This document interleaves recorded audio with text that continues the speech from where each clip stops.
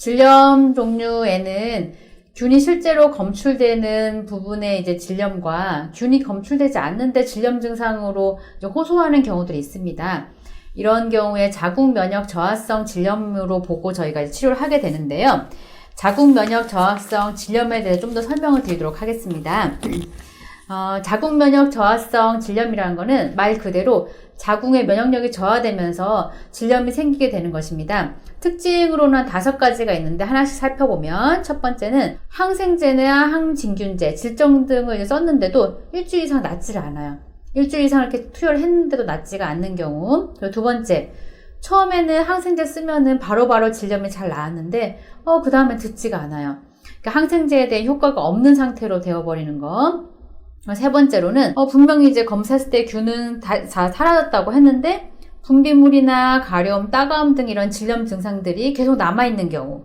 그리고 네 번째로는 세균성 질염 혹은 칸디다 질염의 진단을 받고 그거에 관련해서 항생제나 질정이나 항진균제를 처방을 받고서 다 나았는데 같은 원인이 이제 반복되었을 때 또 다시 재발되는 경우. 이런 경우에도 자궁 면역 저하성 질염으로 볼 수 있습니다.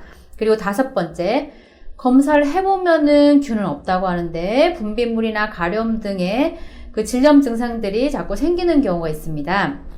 자궁 면역 저하성 질염 중에서 균이 없는 상태로 계속 반복되는 경우도 있지만 치료 부분이 자꾸 누적이 됐는데도 효과가 이제 없는 부분으로 들어왔을 수도 있고 질염이 자꾸 반복됐었던 그 과거력이 있기 때문에 예전에는 균이 자꾸 검출되었을 수도 있어요. 자궁 면역 저하성 질염은 크게 습열형, 냉습형 이렇게 2가지로 나눕니다.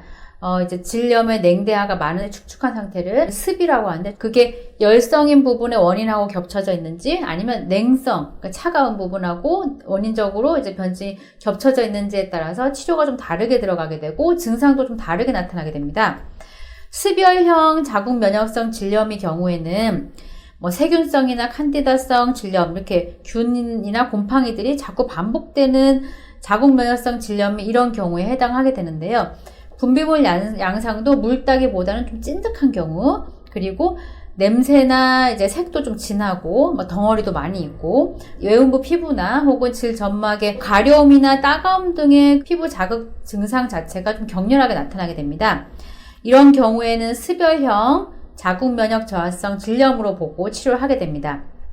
두 번째로는 냉습형 자궁 면역 저하성 질염 같은 경우에는 균이 없는 상태예요. 균이 없는 질염이 자꾸 반복되는 경우인데 냉 상태도 아주 찐득거리기보다는 약간 이제 묽은 상태, 좀 심한 경우에는 물처럼 줄줄 흘러요. 이런 경우도 있어요. 그런 경우가 있고 또 이런 경우에는 냉증, 찬 성질이 있기 때문에 배도 항상 좀 차고 외음부에 좀 냉기도 막 도는 것 같고 이런 부분들이 혈류순환 자체가 질점막이나 생식기관으로 평소에도 그 냉성 때문에 잘 가지 못하는 경우입니다. 그래서 피부 점막, 질점막 자체, 외음부 주변의 피부 자체도 만성적으로 약해져서 혈류순환이 끝까지 잘 가지 못하면서 저하되고 예민해져 있게 됩니다.